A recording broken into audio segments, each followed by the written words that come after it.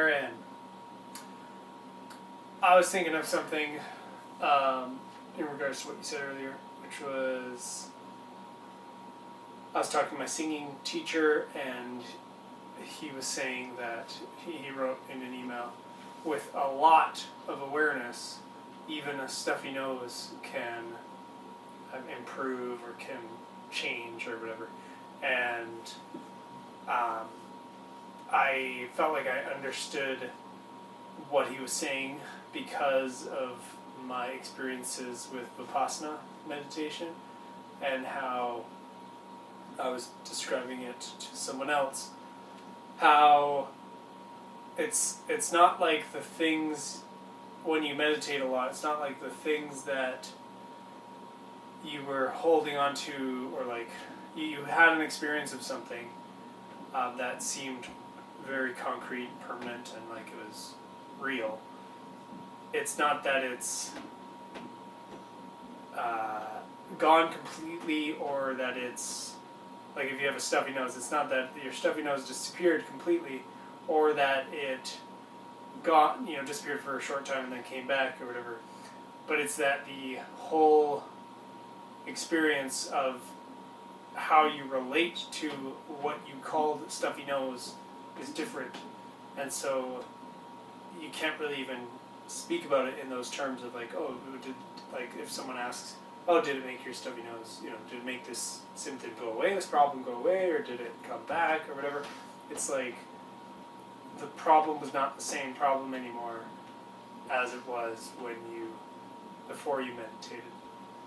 And then I was thinking of wording it, or I kind of used this in talking about it also, which was, it's kind of like you experience something, and then the question is just, how will you, or how would it be to experience it when you meditate a lot, or when you're paying attention to your what it is, like what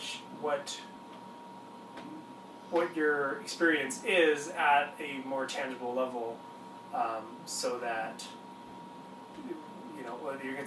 it's the same thing, but what's going to be like when you're paying more attention to what is really happening at a level of the change, like how is it going to be when you're paying attention to how the change is happening, because the change is happening anyway.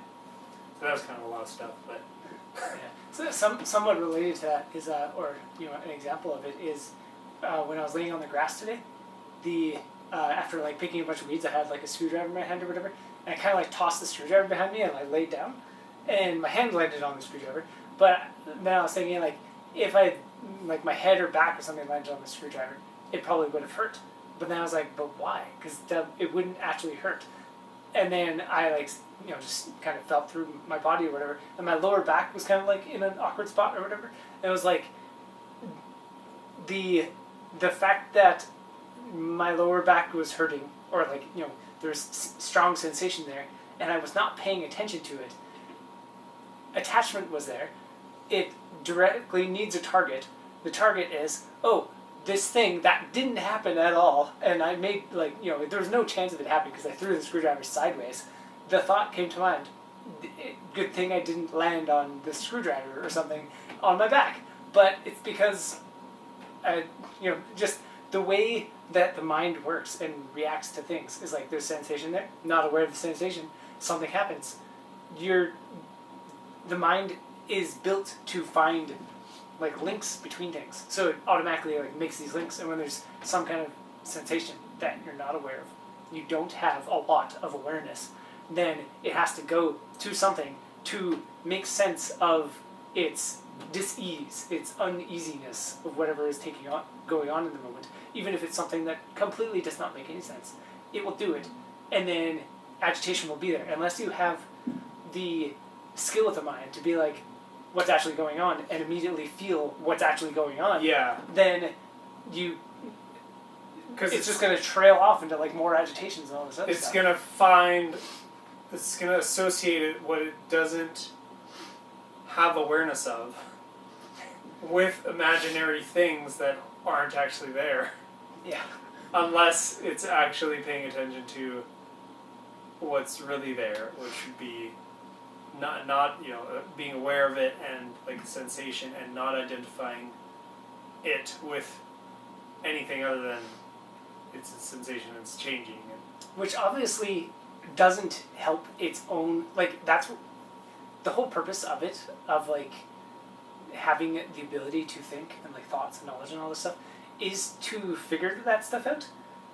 But if you don't have the other side of things, which is just the natural presence and awareness, then that takes off on these like weird tangents and ends up in bizarre places and starts to like feed back itself and whatever else, because there's no awareness to go along with it, and because knowledge is such a like a volatile thing. It's just like dead end, dead end, dead end, dead end, dead end, that is trying to make these chains between things to make sense of something, when it's like there's nothing to make sense of. Your back is hurting, you're not paying attention to it. you're like that. Yeah. There's no chain that will lead there, but the mind will try so hard because it's built for that. Like that's the whole purpose, and like that's what it's best at, really. And whether it's a purpose of it or not, it's what it's best at. It's what it's really good at. It's why it's worth using the mind in those ways. Like we have an amazing mind as humans to be able to do these things, but there's a lot of things the mind can't do. It reminds me the of mind for it, it won't work. My painting teacher was talking about color and how he's like, I just care about results, and a lot of teachers will say I'm a bad teacher because I'm not telling you to like do millions of color charts and just like really like all the theoretical stuff about what color is in art. But he's like, why can't we just paint it, and if it, and then you just try different things. If it turns out good, it turned out good, and it's like that same thing where you can just go down the rabbit hole infinitely into all the things, but is it going to make you paint a good picture after? That's kind of the regarding, I guess we use the painting thing as an example. And like the one method of teaching would be like you teach all of the charts and all of the theory, really. Mm-hmm. And then the other is, this is how I do it.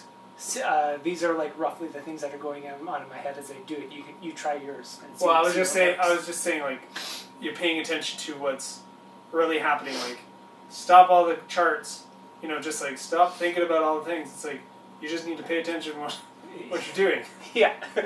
So like ultimately it has to get to that point, obviously. If you're going to learn any skill, inevitably the point of learning the skill, like what I have learned the skill, like when you can finally say I have learned the skill, it means it has become this natural part of you. Like it's intuitive. It's more than intuitive. It's like it's this innate capacity that is brought out, and you're able to do the thing. So naturally it has to get to that point. So all of the stuff, like the theory, knowledge, whatever, like experience with it, everything is to lead to that point somehow. So it's almost like the way, almost like some people might benefit from one kind of teacher, some from another, and anything between. Like if you take 10 different teachers and they all have different degrees and different angles that they look at that thing, and like some are go right into all the why things work, and the other one's just like, I'm just going to paint, watch me. And then you have like every spread between. Everything's going to work slightly differently for every person.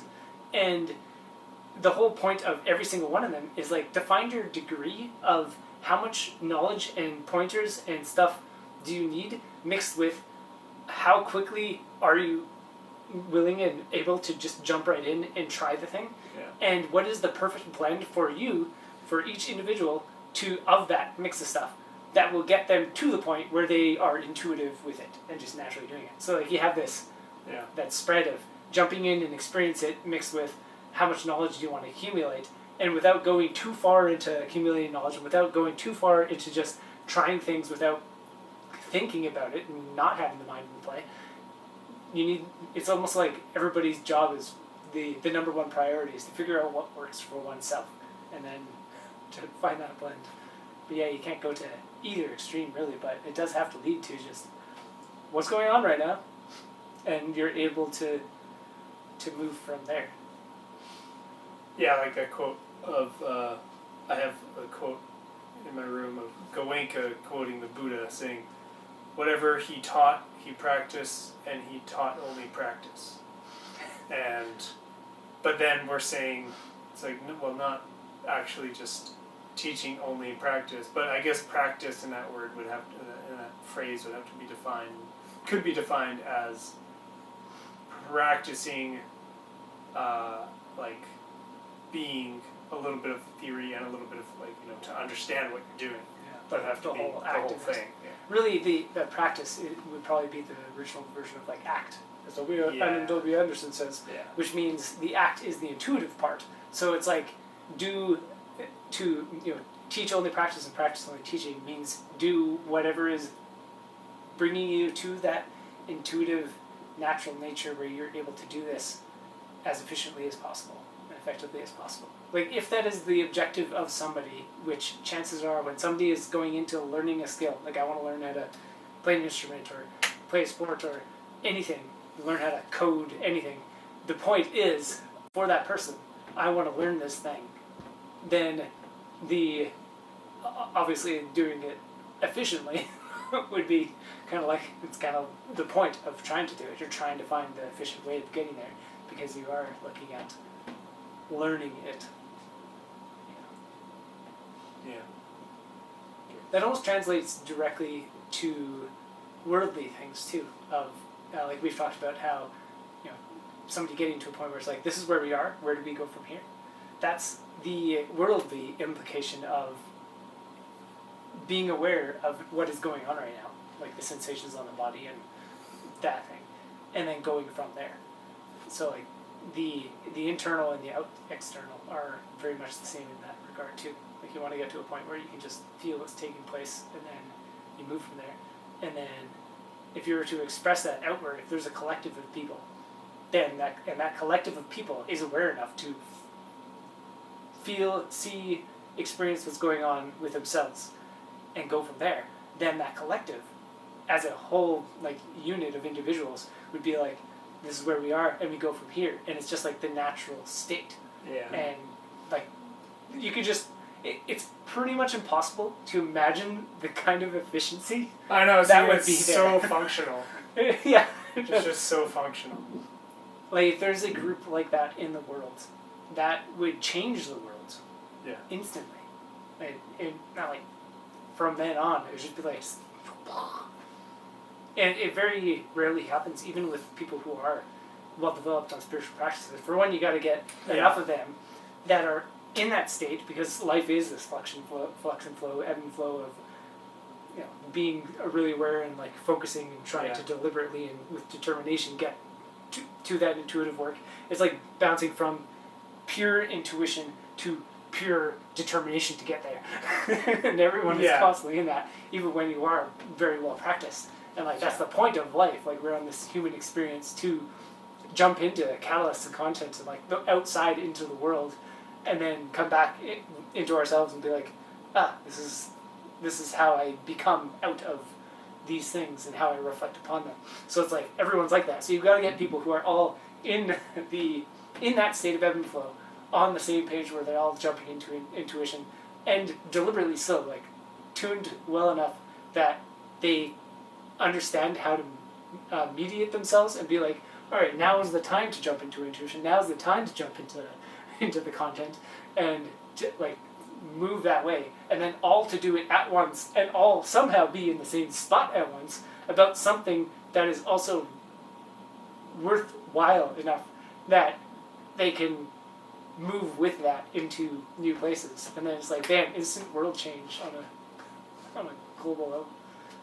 Yeah. Probably happens a lot in tiny like microcosms. Like obviously it does. Like two people being in sync, and like happens. But to see a collective do it, like on an even mildly communal, like large community level, like even at things like satsangs or whatever, like gatherings of people doing spiritual stuff, the vast majority of it is people working in this ebb and flow deliberately. Like they're going there to be like, I'm going to dive into this stuff so I can work really hard at getting to here, and then there's some people here that are like trying to help them deal with this stuff so they can get to here when they leave or take it out into the world.